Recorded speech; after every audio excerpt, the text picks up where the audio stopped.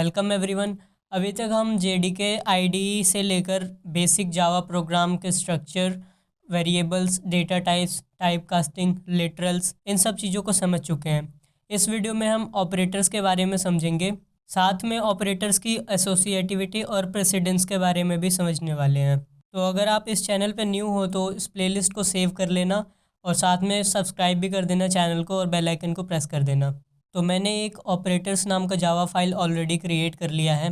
तो सबसे पहले क्वेश्चन माइंड में आता है कि ऑपरेटर्स होते क्या हैं। ऑपरेटर्स जस्ट कुछ स्पेशल सिंबल्स होते हैं जो कुछ ऑपरेशंस परफॉर्म करके रिजल्ट में कुछ आउटपुट देते हैं। फॉर एग्जांपल मैं लिखता हूँ int a equal to 4, int b equal to 5 और इसको प्रिंट कराता हूँ sysout कंट्रोल स्पेस और यहाँ पे लिखूँगा a plus b।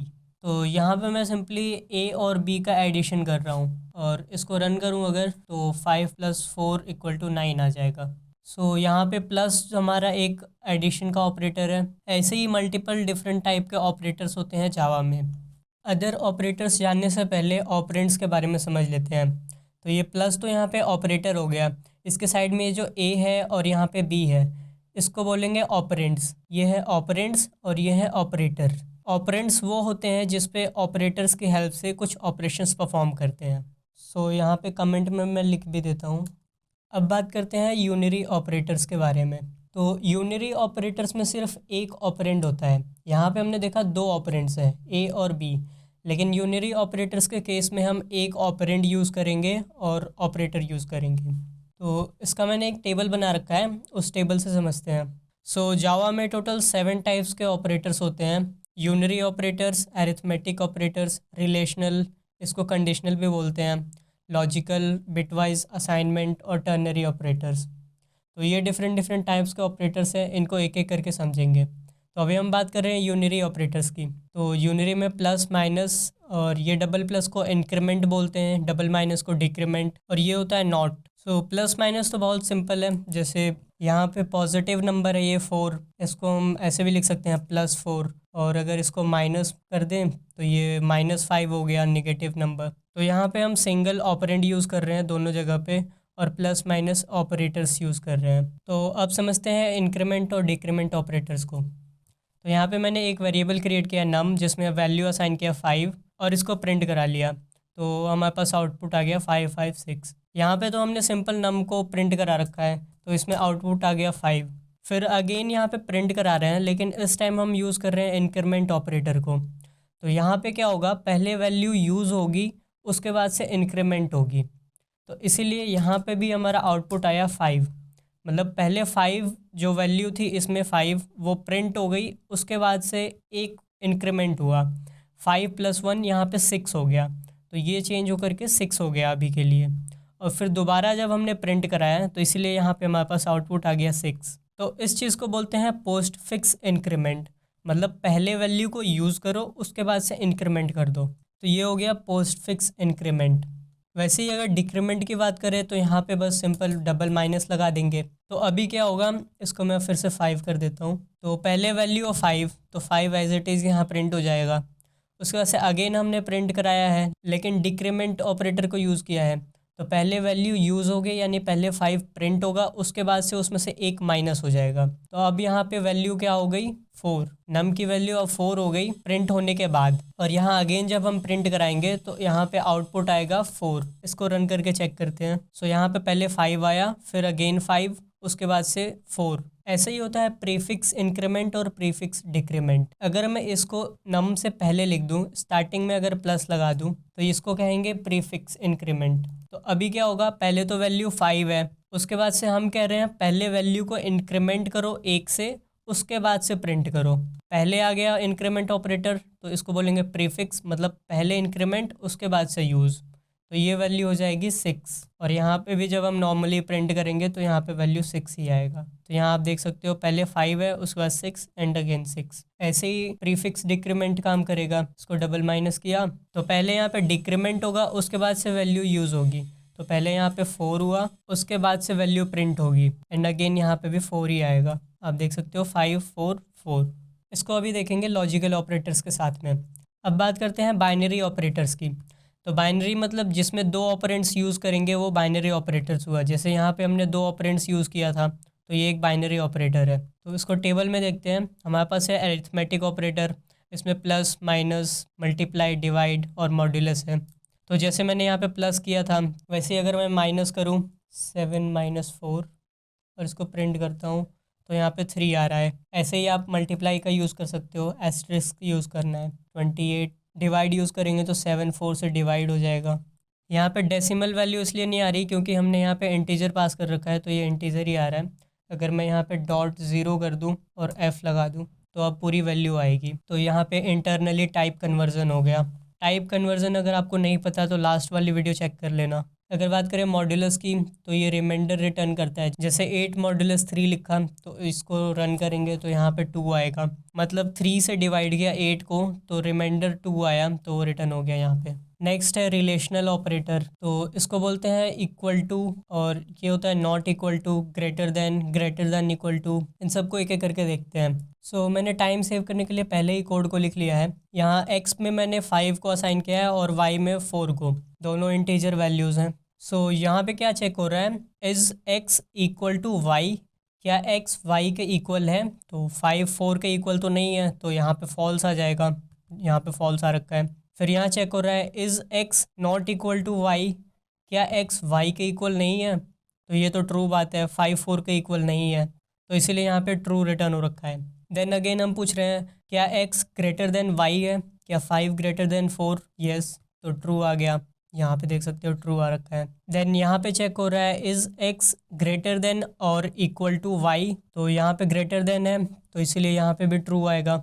Then check हो रहा है is x less than y, क्या 5 4 से छोटा है, तो फॉल्स रिटर्न हो रखा है। एंड यहाँ पे चेक हो रहा है क्या x y से छोटा है या बराबर है, फॉल्स, ना ही छोटा है ना ही बराबर है तो इसलिए फॉल्स। इन दोनों को मैं कमेंट करता हूँ एंड इसको मैं 5 कर देता हूँ। तो अभी देखोगे यहाँ पे चेक हुआ क्या x y से बड़ा है तो फॉल्स, ये तो बराबर है तो इसलिए फॉल्स रिटर्न हुआ। और यहाँ पे चेक हुआ क्या x y से ग्रेटर है या इक्वल है, तो ग्रेटर तो नहीं है बट इक्वल है, दोनों 5 है तो इसलिए यहाँ पे ट्रू हुआ। ऐसे ही यहाँ पे चेक हुआ क्या x y से स्मॉल है या इक्वल है, तो स्मॉल तो नहीं है लेकिन दोनों इक्वल है इसीलिए यहाँ पे ट्रू रिटर्न हुआ है। अब मूव करते हैं लॉजिकल ऑपरेटर्स की तरफ। सो यहाँ पे देखोगे मैंने लॉजिकल और बिटवाइज दोनों में एम्परसेंट और पाइप दोनों को लिख रखा है। एक्चुअली इन दोनों को भी बिटवाइज में ही काउंट करते हैं लेकिन फिर भी मैंने यहाँ पे लिख रखा है अगेन, तो इसको हम एग्जाम्पल से समझेंगे मैंने दोबारा से क्यों लिखा। तो लॉजिकल ऑपरेटर्स को समझने से पहले हम समझते हैं एंड और नॉट क्या होते हैं। तो इसके लिए मैंने एक एक्सेल फाइल बना रखी है। एंड और नॉट और XOR ये सब लॉजिकल गेट्स होते हैं, आपने 11th 12th में पढ़ी रखा होगा। अगर आप भूल चुके हो तो क्विकली रिवाइज करा देता हूँ। एंड में बेसिकली क्या होता है, जब दोनों वैल्यू ज़ीरो होती हैं तो वो ज़ीरो होता है, और जब एक वैल्यू ज़ीरो और दूसरी वैल्यू 1 होती है तो भी वो ज़ीरो होता है। यहाँ पे बेसिकली दोनों में मल्टीप्लिकेशन हो रखा है, 0 को 1 से मल्टीप्लाई करेंगे तो ज़ीरो ही आएगा। जब दोनों वैल्यू 1 1 होंगी तो 1 × 1 = 1 ही होता है। एंड और के केस में प्लस होता है, जैसे 0 + 0 = 0, 0 + 1 तो यहाँ पे 1 आएगा, और 1 + 1 तो यहाँ पे 2 नहीं होगा 1 ही होगा। लॉजिकल गेट में यहाँ पे हम एरिथमेटिक ऑपरेशन नहीं कर रहे हैं, नॉर्मल जैसे हम करते हैं। 1 का मतलब हुआ ट्रू और 0 का मतलब हुआ फॉल्स, तो ट्रू + ट्रू = ट्रू ही होगा। नॉट के केस में जो फॉल्स होता है वो ट्रू हो जाता है और जो ट्रू होता है वो फॉल्स हो जाता है। और XOR जिसको एक्सक्लूसिव और भी बोलते हैं, इस केस में क्या होता है, दोनों वैल्यूज़ डिफरेंट होनी चाहिए तभी जाके ट्रू आएगा, तभी 1 आएगा। अगर दोनों वैल्यूज सेम हुई, 0 0 हुआ तो वो 0 हो जाता है, और 1 1 तो भी 0, मतलब दोनों में से कोई एक वैल्यू डिफरेंट होनी चाहिए तो वहाँ पे ट्रू रिटर्न होता है। अब इसको एग्जांपल से समझते हैं। सो यहाँ पे मैंने दो वेरिएबल क्रिएट किया है x और y। x में असाइन किया 6 और y में असाइन किया 0। और जैसे हमने यहाँ पे देखा एंड और के केस में हमें दो वैल्यूज़ पास करनी पड़ती है, तो यहाँ पे मैंने फॉल्स पास कर रखा है ऑलरेडी, और यहाँ पे एक एक्सप्रेशन है जिसमें मैं 6 को डिवाइड करना चाहता हूँ 0 से, और इसको चेक कर रहा हूँ क्या ये 0 है कि नहीं। और यहाँ पे मैंने सिंगल एम्परसेंट यूज़ किया है, मतलब इसको हम कहेंगे बिटवाइज एंड। और यहाँ पे मैंने सेम काम कर रखा है बट यहाँ पे मैंने डबल एम्परसेंट यूज़ किया है तो इसको कहेंगे लॉजिकल एंड। अगर मैं इसको रन करूं तो हमारे पास एक एक्सेप्शन आएगा, अरिथमेटिक एक्सेप्शन। लाइन नंबर 44 पे हमने क्या किया है, पहली वैल्यू पास की फॉल्स, और यहाँ पे हम 6 को डिवाइड कर रहे हैं 0 से, जो कि वैलिड नहीं है। हम किसी नंबर को 0 से डिवाइड नहीं कर सकते, इसीलिए हमारे पास एक्सेप्शन आया। अब इसको मैं कमेंट कर देता हूँ एंड इस वाली लाइन को रन करता हूँ, तो आप देखोगे कोई एरर नहीं आया और हमारे पास फॉल्स रिटर्न हो गया। जबकि हमने यहाँ पे भी सेम काम कर रखा है, हम 6 को 0 से डिवाइड करने की कोशिश कर रहे हैं, तो एरर तो यहाँ भी आना चाहिए था बट आया नहीं। ऐसा क्यों? तो जैसा हमने अभी पढ़ा एंड में, अगर पहली वैल्यू फॉल्स है तो दूसरी वैल्यू चाहे ट्रू हो या फॉल्स हो, आंसर तो फॉल्स ही आना है। तो लॉजिकल एंड के केस में क्या हुआ, इसने पहले चेक किया पहली वैल्यू फॉल्स, तो अब जेवीएम ऑटोमेटिकली समझ गया कि जब पहली वैल्यू फॉल्स है तो इधर का चाहे ट्रू हो या फॉल्स हो, आना तो फॉल्स ही है।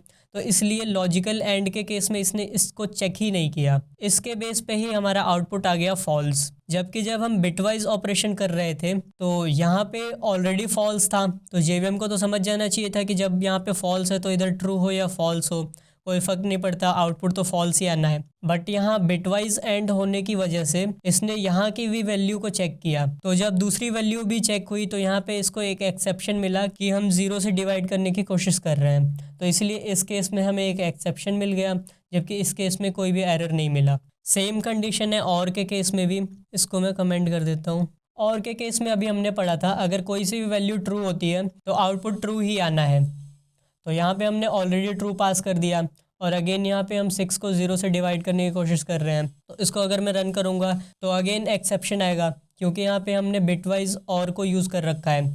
और इसको मैं कमेंट कर दूँ, सेम कोड को रन करूँ अगर लॉजिकल एंड के साथ, कोई एरर नहीं आएगा और हमारे पास आउटपुट में आ जाएगा ट्रू, क्योंकि एक वैल्यू ऑलरेडी ट्रू है। तो लॉजिकल एंड के केस में नेक्स्ट वाली वैल्यू चेक ही नहीं होगी। एंड नेक्स्ट है नॉट सिंपली जो ट्रू होता है उसको फॉल्स कर देता है, जैसे हमने देखा था 0 को 1 और 1 को 0 कर दिया। तो यहाँ पे हमने ट्रू पास कर रखा है और नॉट ऑपरेटर यूज़ कर रहे हैं, तो इसको रन करेंगे तो ये फॉल्स हो जाएगा। अगर मैं इसको फॉल्स कर दूँ तो आउटपुट में ट्रू आएगा। नेक्स्ट ऑपरेटर का टाइप है बिटवाइज ऑपरेटर। इसको भी एग्जांपल से समझते हैं। यहाँ अगेन मैंने कोड लिख लिया है ऑलरेडी। एक्स वेरिएबल में मैंने 3 असाइन किया और वाई में 2 असाइन किया। इन वैल्यूज़ के बाइनरी रिप्रेजेंटेशन को अगर देखें तो मैंने यहाँ पे 0 से 10 तक का बाइनरी रिप्रेजेंटेशन लिख रखा है। 3 और 2 का बाइनरी रिप्रेजेंटेशन देख सकते हो, 3 का है 0 1 1 और 2 का है 0 1 0। तो मैंने यहाँ पे ऑपरेशन परफॉर्म किया एक्स एंड वाई, मतलब यहाँ पे हम एंड ऑपरेशन कर रहे हैं, तो एंड में फर्स्ट वैल्यू है 1, सेकंड वैल्यू है 0, तो आउटपुट क्या होगा 0। एंड वैसे ही यहाँ पे फर्स्ट वैल्यू है 1, सेकंड वैल्यू है 1, तो 1 इंटू 1 इक्वल टू अगेन 1, और 0 इंटू 0 0 ही होता है। वैल्यू क्या आई 0 1 0, और बाइनरी रिप्रेजेंटेशन में 0 1 0 किसका होता है 2 का, तो इसीलिए हमारे पास आउटपुट आ रहा है 2।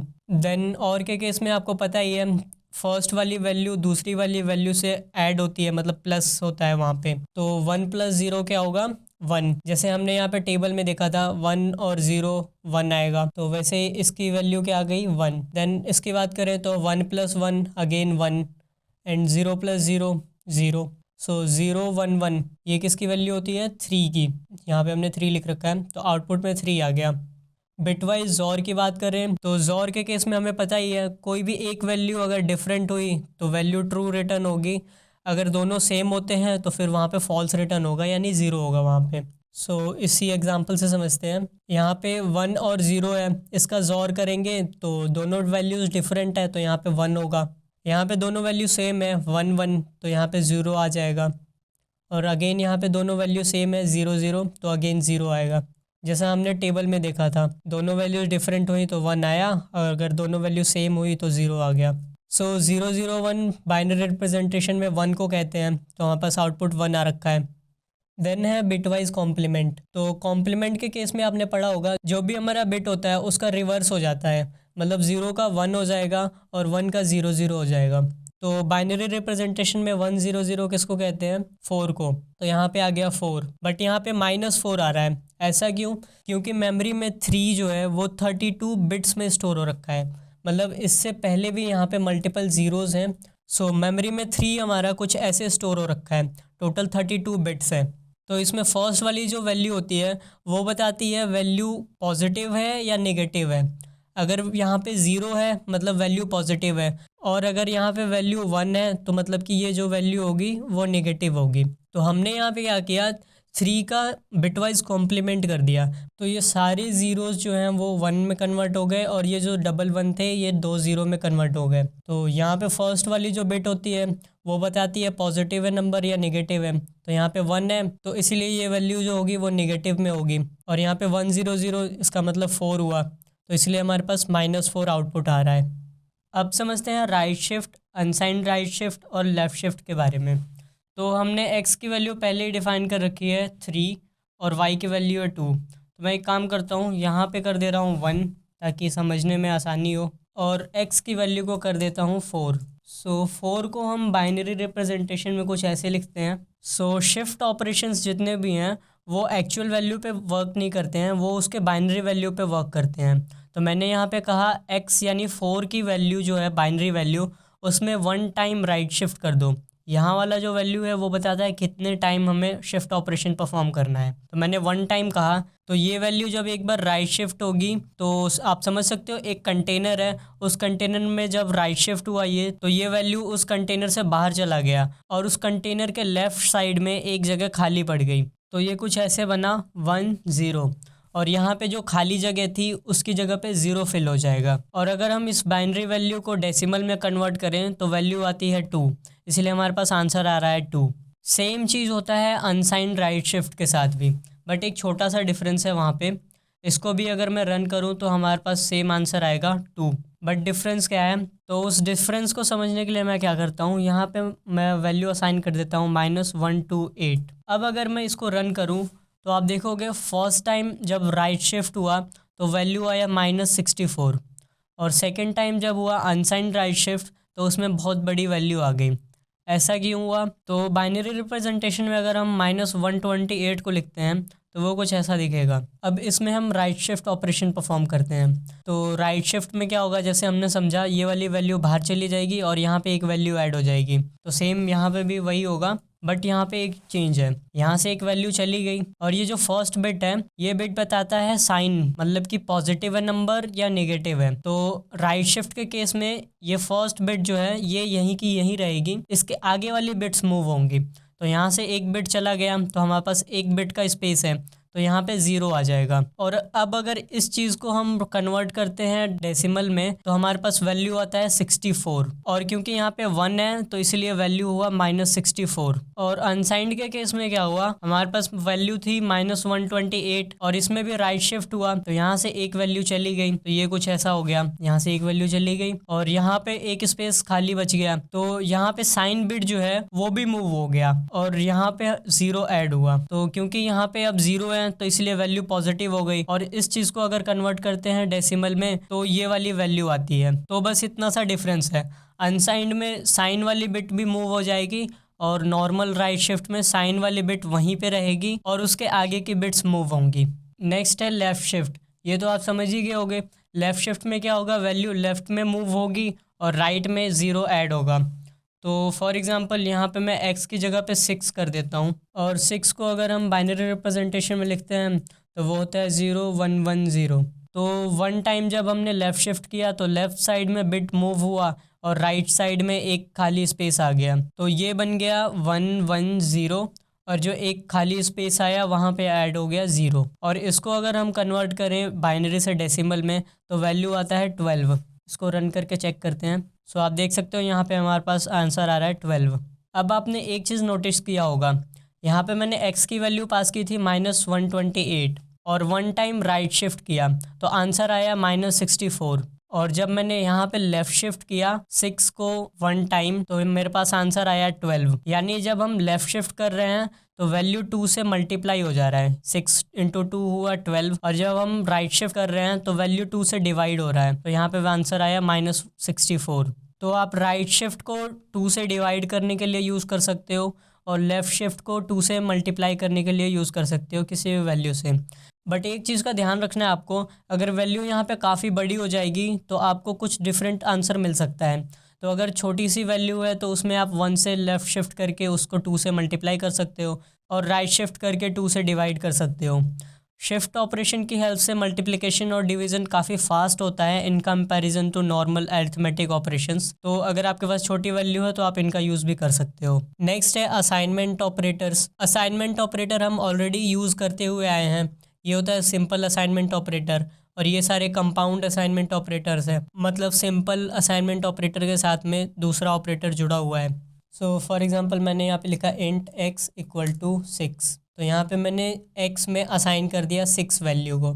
ऐसे ही मैं इसको यूज़ कर सकता हूँ। तो यहाँ पे क्या कर सकता हूँ मैं, x plus equal to 3 semicolon. तो यहाँ पे क्या होगा, x में ऑलरेडी 6 है और यहाँ पे मैं 3 को प्लस कर रहा हूँ, तो ये कुछ ऐसे एग्जीक्यूट होगा, x equal to x plus 3। तो x यहाँ पे 6 है, तो 6 प्लस 3 9, तो यहाँ पे वैल्यू हो जाएगी 9। इसको एक बार प्रिंट करा के देख लेते हैं। तो यहाँ पे आउटपुट आ रहा है 9। ऐसे ही अदर असाइनमेंट ऑपरेटर्स हैं। फॉर एग्जांपल मैं ये मल्टीप्लिकेशन वाला यूज़ करता हूँ।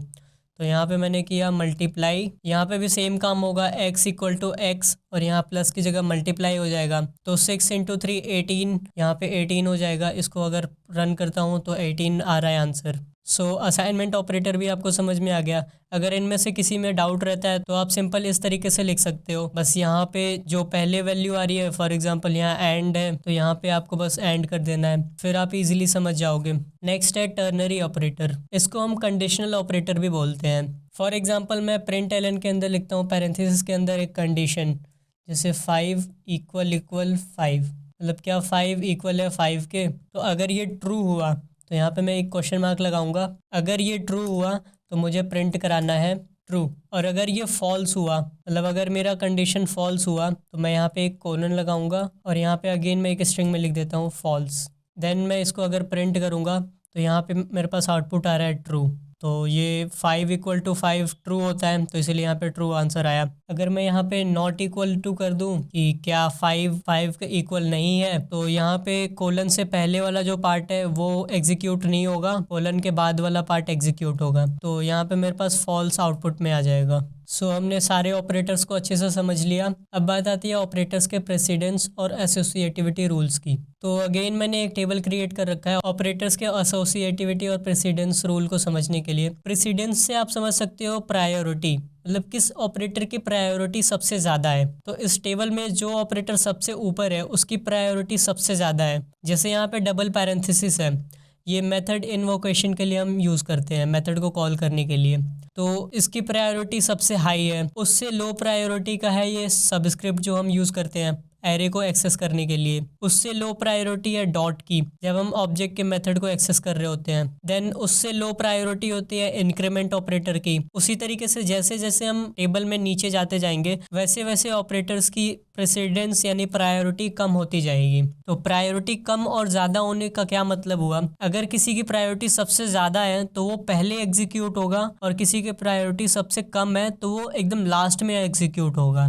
जैसे फॉर एग्जांपल मैं यहाँ पे लिखता हूँ सिस आउट, और यहाँ पे मैंने कहा 5 + 3 × 7 डिवाइडेड बाई 3 अगेन -2। तो नॉर्मली तो हम क्या करते हैं, बोर्ड मास की हेल्प से इसको सॉल्व कर लेते हैं, बट कंप्यूटर में ऐसा नहीं होता है, बोर्ड मास रूल काम नहीं करता। यहाँ पे हम यूज़ करते हैं प्रेसिडेंस और एसोसिएटिविटी रूल। तो अगर मैं इसको एग्जीक्यूट करूँ तो यहाँ पे मेरे पास आंसर आ रहा है 10।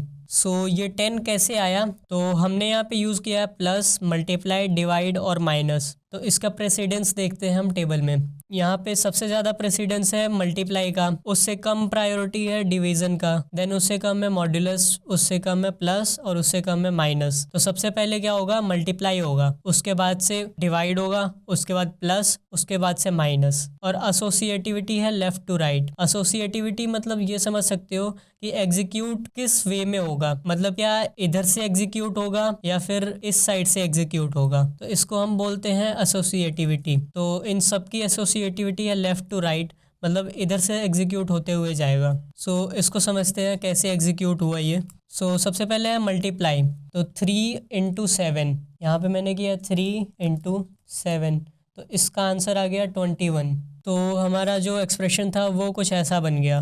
देन है डिवाइड। मल्टीप्लाई के बाद प्रेसिडेंस किसकी है? डिवीज़न की। तो 21 डिवाइडेड बाई 3 करते हैं तो आंसर आएगा 7। तो ये अगेन कुछ ऐसा बन जाएगा 5 + 7 - 2। देन अगेन टेबल में देखें हम तो हमारे पास प्लस की प्रेसिडेंस माइनस से ज़्यादा है, मतलब कि पहले एडिशन होगा। तो 5 + 7 अगर हम करते हैं तो 12 आएगा। देन ये बन जाएगा 12 - 2। तो 12 - 2 होता है 10। तो हमारे पास आंसर आ रहा है 10। तो इस तरीके से काम करता है एसोसिएटिविटी और प्रेसिडेंस रूल। ये पूरा टेबल आपको याद करने की ज़रूरत नहीं है, जैसे जैसे आप इन सबको यूज़ करोगे वैसे वैसे आपको ऑटोमेटिकली याद हो जाएगा, या फिर आप चाहे तो बीच बीच में इस टेबल को देख करके रेफरेंस ले सकते हो। ये चीज़ रेयरली कभी इंटरव्यूज़ में पूछा जाता है, तो आपको टेंशन लेने की ज़रूरत नहीं है। आई होप आपको ऑपरेटर्स एकदम अच्छे से समझ में आ गए होंगे। अगर कोई भी डाउट रह जाता है तो आप कमेंट सेक्शन में पूछ सकते हो। नेक्स्ट वीडियो में हम पढ़ेंगे स्ट्रिंग्स के बारे में, और स्ट्रिंग्स के बहुत सारे मेथड्स को पढ़ेंगे। अगर वीडियो हेल्पफुल लगी हो तो वीडियो को लाइक कर देना और साथ में चैनल को भी सब्सक्राइब कर देना। Thank you so much guys for watching.